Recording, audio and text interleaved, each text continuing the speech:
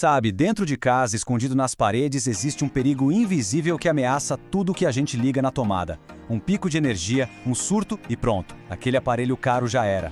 Mas, para nossa sorte, existe um pequeno dispositivo, um verdadeiro guardião silencioso que pode ser a salvação de tudo. Vamos entender como ele funciona. Para a gente ter uma dimensão do risco, vamos pegar o Brasil como exemplo. Por aqui caem cerca de 100 milhões de raios por ano. É um número impressionante. Então é natural pensar que a maior ameaça para a nossa TV, para o computador, para a geladeira, é o raio, certo? Bom, a verdade é um pouco diferente. E aqui vem a grande surpresa. Sabe os raios? Eles são responsáveis por só uns 15% dos surtos de tensão. O grande vilão mesmo, em 80% das vezes, mora dentro da nossa própria casa. É isso mesmo. Aquele ar-condicionado ligando, o motor da geladeira, o elevador do prédio. Cada vez que eles entram em ação, geram pequenos, mas constantes picos de energia que vão, aos pouquinhos, destruindo nossos aparelhos por dentro. Então, o nosso roteiro para desvendar esse mistério é o seguinte. Primeiro, vamos entender melhor essa ameaça invisível.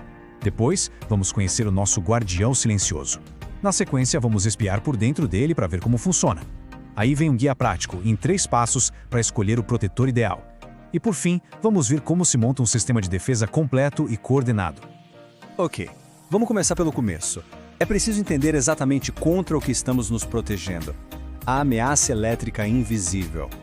O que é um surto, afinal? O nome técnico é sobretensão transitória. Imagina uma onda gigante repentina de eletricidade na fiação. Ela dura uma fração de segundo, coisa de microsegundos, mas a voltagem pode pular para milhares de volts.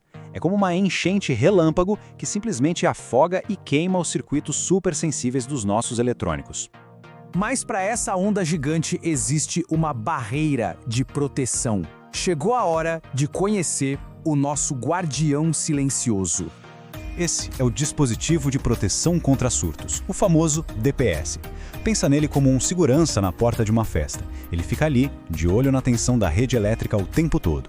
Se a tensão está normal, ele não faz nada. Mas no instante em que ele percebe um pico, uma tensão perigosa querendo entrar, ele age na hora e desvia toda essa energia extra direto para o fio terra, bem longe dos seus equipamentos. E aqui, olha, atenção para não confundir as coisas, o que é bem comum. DPS, disjuntor e IDR não são a mesma coisa. Cada um tem uma missão muito específica. O disjuntor protege a fiação da casa contra sobrecargas e curtos.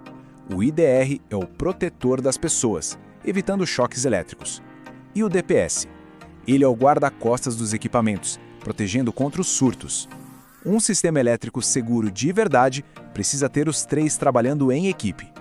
Tá, mas como é que ele faz isso? Qual o segredo? Vamos dar uma olhada por dentro do protetor. A peça-chave desse quebra-cabeça se chama varistor. Ele é um componente muito inteligente. Em condições normais, com a voltagem certinha, o varistor se comporta como um muro, com uma resistência elétrica altíssima. A eletricidade simplesmente passa por ele e o ignora, como se ele nem estivesse ali. Mas é na hora do surto que a mágica acontece. Quando a tensão dispara em uma velocidade absurda, em nanosegundos, a resistência do varistor despenca para quase zero. Aquele muro vira um portão totalmente aberto, criando um atalho perfeito para toda aquela energia perigosa escoar direto para o aterramento, salvando os aparelhos. Só que esse ato heróico tem um preço. O varistor meio que se sacrifica no processo. Por isso que a maioria dos DPS tem um indicador visual. Se a janelinha está verde, ótimo, ele está pronto para proteger. Mas se ela ficar vermelha, é um sinal de alerta. Significa que ele já enfrentou um surto forte e precisa ser trocado. O cartucho cumpriu a sua missão e a proteção não está mais ativa. Ok, a gente já entendeu que a proteção é fundamental. Mas como escolher o DPS certo no meio de tantas opções? Vamos lá, para o nosso guia de seleção em 3 passos. Para escolher o DPS certinho tem uma ordem lógica, uma receitinha de bolo. São 3 parâmetros para ficar de olho. Primeiro, o C, que é a tensão máxima de operação contínua. Segundo, o UP, o nível de proteção de tensão. E terceiro, o KA, que é a corrente máxima de surto. É bem importante seguir essa ordem para fazer a escolha certa. Primeiro passo, o UC. Esse número diz qual é a tensão máxima que o DPS aguenta o tempo todo, sem disparar. A regra é simples. O UC tem que ser um pouco maior que a tensão da rede. Se a rede é 127 volts, o DPS tem que ter um UC de pelo menos 175 volts. Se a rede for 220 volts, aí o UC precisa ser de 275 volts para cima. Isso evita que ele se desgaste à toa. Segundo passo, e talvez o mais importante, o up. Pensa no up como a sobra de tensão que o DPS deixa passar por equipamento na hora do surto. Por isso, a lógica é, quanto menor o up, melhor a proteção.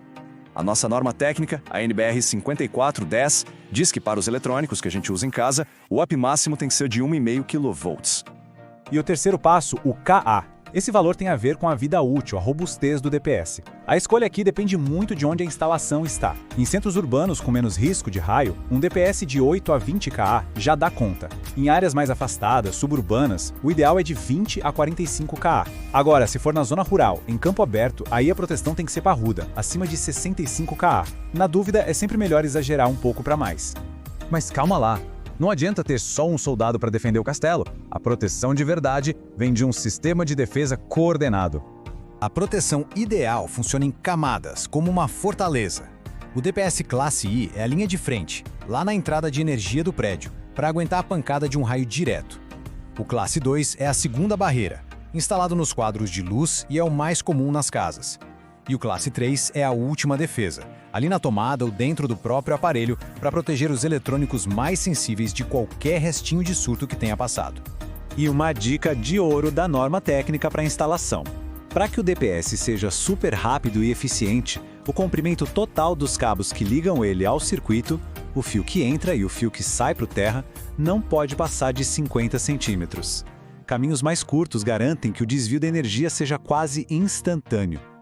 No fim das contas, a reflexão que fica é a seguinte: nossos aparelhos eletrônicos custam caro, é verdade. Mas os dados que guardamos neles, as nossas memórias e, claro, a segurança da nossa casa e da nossa família, isso não tem preço. Então, depois de tudo isso, fica a pergunta: o sistema elétrico da residência está realmente protegido?